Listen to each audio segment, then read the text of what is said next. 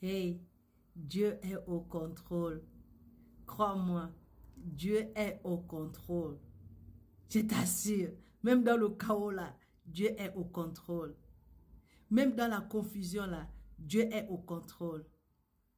Même là où tu as l'impression que tu as perdu le contrôle là, Dieu est au contrôle. Je t'assure qu'il est au contrôle. Écoute ce qu'il dit. Proverbe chapitre 19, verset 21. Il y a dans le cœur de l'homme beaucoup de projets, mais c'est le dessein de l'Éternel qui s'accomplit. Le plan de Dieu pour ta vie ne va pas manquer de s'accomplir. Ça ne va pas échouer. Ça ne va pas rater. Pourquoi? Regarde, Jacques chapitre 5, verset 11 nous dit, « Voici nous disons bienheureux ceux qui ont souffert patiemment. Vous avez entendu parler de la patience de Job et vous avez vu la fin que le Seigneur lui accorda, car le Seigneur est plein de miséricorde et de compassion. » Job a souffert. C'est un homme riche qui avait sa vie bien, tranquille, sans souci, avec sa femme, ses enfants, en paix. C'était un juif qui était pratiquant, il n'avait aucun problème. Un jour, Satan se promène pour lui et Dieu dit, viens ici. Est-ce que tu as vu mon fils Job? Satan dit, oh lui là, il t'aime parce que tu l'as béni. Parce que sinon, si tu ne l'as pas béni, comment quelqu'un peut t'aimer comme ça? Sans bénédiction. Dieu a dit, non, lui là, il m'aime. Dieu a dit, tu peux le tester, mais ne touche pas à sa vie. Qu'est-ce qui s'est passé? Job a souffert. Job a souffert. Oui, il a souffert. Il a souffert. Et toutes ces épreuves-là se sont passées pendant une année. Une année de souffrance intense. Intense. Son corps était affaibli. Il était presque mort. La maladie l'avait rongé. Son corps était affaibli. Son âme était affaiblie. Sa vie était affaiblie. Les richesses étaient parties. Sa propre femme ne le soutenait même pas. Elle-même lui a dit que si c'est comme ça, maudis ton Dieu là pour mourir. Une année dans laquelle ses amis, les gens sur qui il a dépensé son argent, l'ont abandonné. Ceux qui sont venus le trouver, au lieu de le consoler, sont venus l'accuser. Est-ce que tu es sûr que tu n'as pas fait quelque chose de mauvais? Pour que tout ça là, ça t'arrive? Une année. Il a souffert de toutes les manières possibles. Ce que j'aime dans l'histoire de Job, c'est qu'à la fin, il dit, Père, avant, j'avais entendu parler de toi, mais maintenant, je t'ai vu.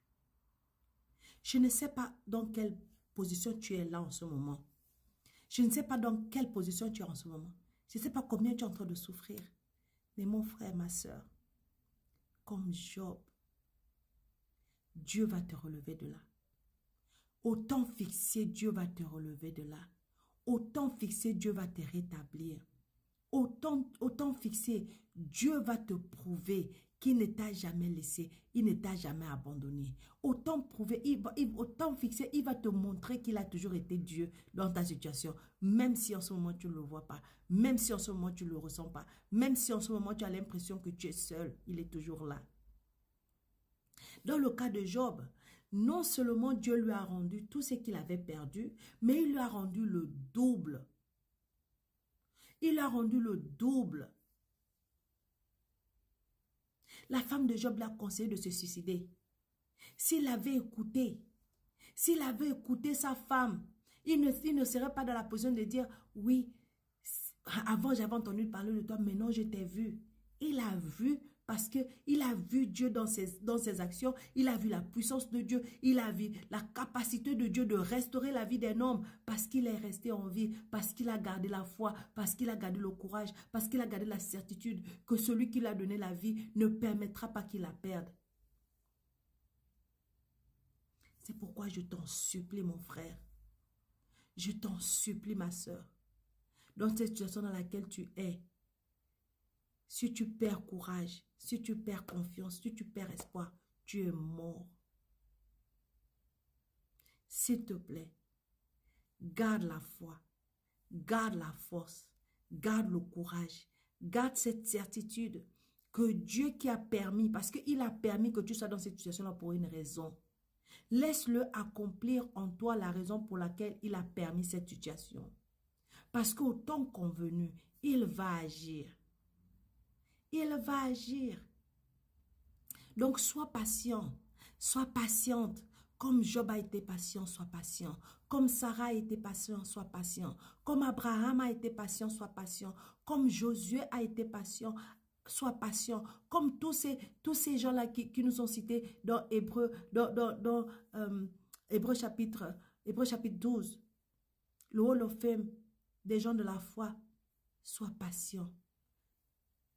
Leur grandeur était dans leur capacité à protéger la promesse dans leur cœur en continuant à croire et à patienter jusqu'à son accomplissement.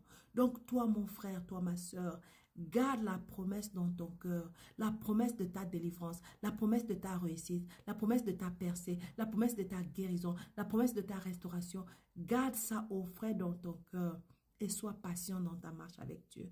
Et surtout, ne casse pas la communication avec lui. Continue à parler. Job a parlé avec son papa jusqu'à la fin. Même si il fallait qu'il se plaigne, il se plaignait avec Dieu. Il se plaignait, il se lamentait jusqu'à ce que Dieu a commencé à lui ouvrir les yeux de la raison pour laquelle il était dans cette situation. C'est dans la patience que Dieu va te guider. C'est dans la patience qu'il va t'enseigner. C'est dans la patience qu'il va te fortifier. C'est dans la patience qu'il va te donner toutes les armes dont tu as besoin pour sortir de là plus que vainqueur. Et n'oublie pas, dans tout ça là, on est plus que vainqueur en Christ. Donc la victoire t'appartient. Et n'oublie pas, tant que tu n'as pas gagné, c'est pas encore fini. Alors sois patient et ne baisse pas les bras. Shalom.